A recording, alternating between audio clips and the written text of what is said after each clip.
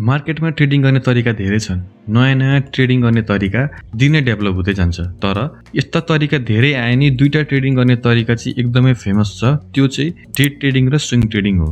यी दुईटाको नामबाटै थाहा हुन्छ यसले हामीले ट्रेड कति समयको लागि होल्ड गर्छौं भन्ने बुझिन्छ। दुईटै ट्रेडिङ स्टाइलको आफ्नो आफ्नो फाइदा र बेफाइदा छन्। त्यो ट्रेडर्सको लाइफस्टाइल र ट्रेडिङबाट के अचिभ गर्न खोज्दैछ एउटा ट्रेडरले त्यसमा फरक पर्छ। एउटा भन्दा अर्को पक्कै पनि बेटर छैन। तर यदि बिगिनर हुनुहुन्छ भने स्विङ ट्रेडिङबाट स्टार्ट गर्दा एकदम राम्रो हुन्छ। सुरुमै डे ट्रेडिङ गरेर सानो टाइम फ्रेममा एउटा ट्रेडरलाई ट्रेडिङ गर्नलाई गाह्रो हुन्छ।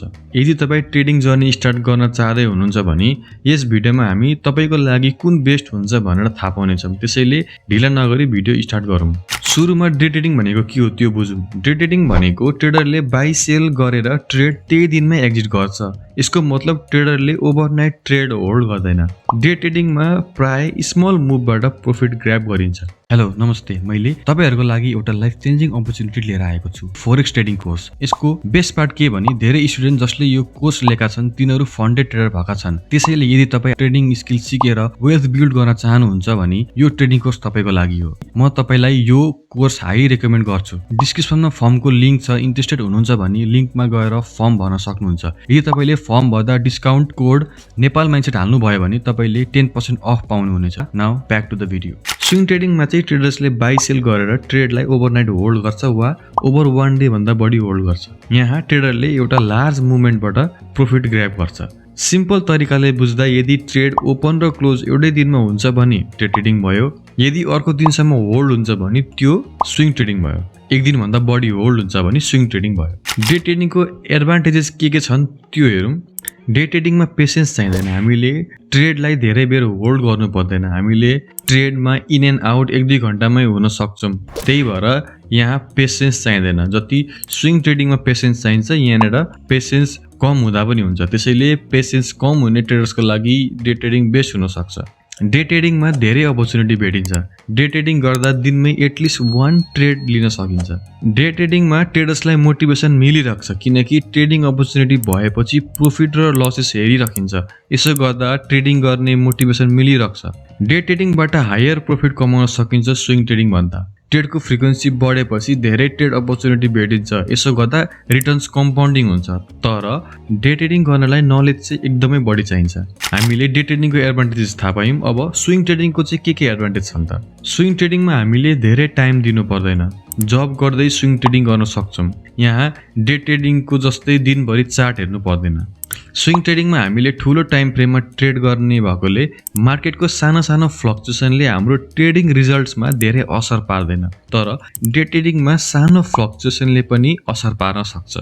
स्विङ ट्रेडिङ गर्दा हामीले लङ टर्म एप्रोच राख्छौं। लङ टर्म एप्रोच राख्दा हामीले ट्रेड डिसिजन लिँदा बेस्ट अपर्च्युनिटीमा मात्र इन्ट्री गर्छौं। डे ट्रेडिङमा जस्तो सानो सानो मुभमा इन्ट्री गर्दैनौं र लस हुनबाट बच्छौं। स्विङ ट्रेडिङ गर्दा ट्रेडर्सले स्ट्र्याटेजी चेन्ज गरे गर्दैन। डे ट्रेडिङमा धेरै ट्रेड लिइराख्दा के हुन्छ भने स्ट्र्याटेजी काम गरेन भनेर चेन्ज गरिन्छ। स्ट्र्याटेजी चेन्ज गरे गर्नु एउटा ब्याड हेबिट हो। त्यसैले स्विङ ट्रेडर्सहरू यसबाट टाढै हुन्छन्। स्विङ ट्रेडिङमा ह्युमन इरर हुँदैन। स्विङ ट्रेडिङमा घण्टौं लगाएर धेरै दिनको एनालाइसिस हुन्छ। त्यसैले कुनै ह्युमन इरर हुँदैन। फास्ट डिसिजन लिनु पर्दैन। डे ट्रेडमा चाहिँ सानो टाइम फ्रेममा छिटो डिसिजन लिनु परेकोले धेरै ह्युमन इरर हुन सक्छ। स्विङ ट्रेडिङ टेक्निकली इजी हुन्छ। ह्युमन इरर र स्ट्रेस कम भएकोले र एउटा लङ टर्म एप्रोच भएकोले स्विङ ट्रेडरको सक्सेस रेट बढी हुन्छ डे ट्रेडिङ भन्दा। हामीले डे ट्रेडिङ र स्विङ ट्रेडिङको एडभान्टेजेस थाहा पायौं। अब यिनीहरूको केही डिसएडभान्टेजहरूको बारेमा पनि हामी केही कुरा गरौँ र सबसे पहिलो डे ट्रेडिङको डिसएडभान्टेजको बारेमा जानिराखौँ। सबैले प्राय डे ट्रेडिङतिर ध्यान दिन्छन् र यही ट्रेडिङ स्टाइल चाहिँ प्राय सबैले मन पराउँछन्। तर यसको धेरै डिसएडभान्टेजेसहरू छन्। डे ट्रेडिङको सक्सेस रेट एकदमै कम हुन्छ।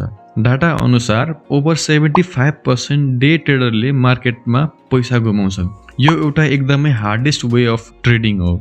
डे ट्रेडिङमा ट्रेडरले एकदमै धेरै टाइम दिनुपर्छ। ट्रेडरले कन्स्टेन्टली चार्ट र न्युजहरू हेर्नुपर्छ। यसले गर्दा जब र ट्रेडिङ सँगै गर्दा टाइम नमिल्न सक्छ। सर्ट टाइम फ्रेममा मार्केट एकदमै र्यापिडली चेन्ज हुन्छ। त्यसैले एउटा ट्रेडरले पुरै प्रेसरमा ट्रेड गर्नुपर्छ र आफ्नो एनालाइसिसलाई बारम्बार मोडिफाई गर्दै जानुपर्छ। डे ट्रेडिङ गर्दा ड्रडाउन धेरै हुन सक्छ। ट्रेडको फ्रिक्वेन्सी बढेपछि चान्सेस अफ लुजिङ ट्रेड नि बढ्छ। यदि 1% रिस्क गर्नुहुन्छ भने दिनकै 4 देखि 5% ड्रडाउन नि हुन सक्छ। डे ट्रेडिङ गर्दा मार्केट एकदमै फास्ट मुभ हुन्छ र धेरै बेला ट्रेड मिस गर्न सकिन्छ वा केही मिस्टेक गर्न सकिन्छ। त्यसैले यस्तो हुँदा एउटा ट्रेडरले बारम्बार आफ्नो स्ट्र्याटेजी चेन्ज गरेको गर्छ। डे ट्रेडिङ गर्दा जहिले केही न केही कुराको कमी फिल भइरहेको छ। आफ्नो स्ट्र्याटेजीमा डाउट गर्ने, अरूको स्ट्र्याटेजी कपी गर्ने, यस्तो धेरै हुन्छ डे ट्रेडिङमा। हामीले डे ट्रेडिङको डिसएडभान्टेजेस त थाहा पायौँ, अब स्विङ ट्रेडिङको चाहिँ के डिसएडभान्टेजेस छन् त। स्विङ ट्रेडिङमा एकदमै लो फ्रिक्वेन्सी हुन्छ ट्रेडको, त्यसैले धेरै दिनपछि मात्रै एउटा सेटअप भेट्न सकिन्छ र यदि त्यो सेटअप बनेर नि ट्रेडबाट लस भयो भने त्यत्रो दिन जुन हामीले एनालाइसिस गरेर बिताएका थियौँ सबै वेस्ट हुन्छ। प्लस फेरि अर्को सेटअपलाई अरू धेरै दिन लाग्न सक्छ, फेरि त्यसबाट प्रफिट होला कि नहोला। यही कारणले धेरै स्विङ ट्रेडर डे ट्रेडिङमा सिफ्ट हुन्छन्। स्विङ ट्रेडिङमा डे ट्रेडिङ जस्तो हायर प्रफिट हुँदैन। ट्रेड नै कम लिएपछि बिग प्रफिट ग्र्याब गर्ने चान्सेस नि घट्छ। स्विङ ट्रेडिङमा प्राय स्मल प्रफिटको फ्रिक्वेन्सी बढी हुन्छ, बिग प्रफिट नि हुन्छ बट एकदम लो फ्रिक्वेन्सी हुन्छ। स्विङ ट्रेडिङ गर्नेले स्वाप फिस तिर्नुपर्छ। स्वाप फिस भनेको चाहिँ ट्रेड ओभरनाइट होल्ड गर्दा तिर्नुपर्छ। यदि 2 दिनदेखि 3 दिन ट्रेड होल्ड गरियो भने स्वाप फिस बढ्दै गयो। डे ट्रेडिङमा एउटै दिनमा ट्रेड ओपन र क्लोज हुने भएकोले स्वाप फिस चाहिँदैन वा स्वाप फिसबाट हामी बच्छौँ।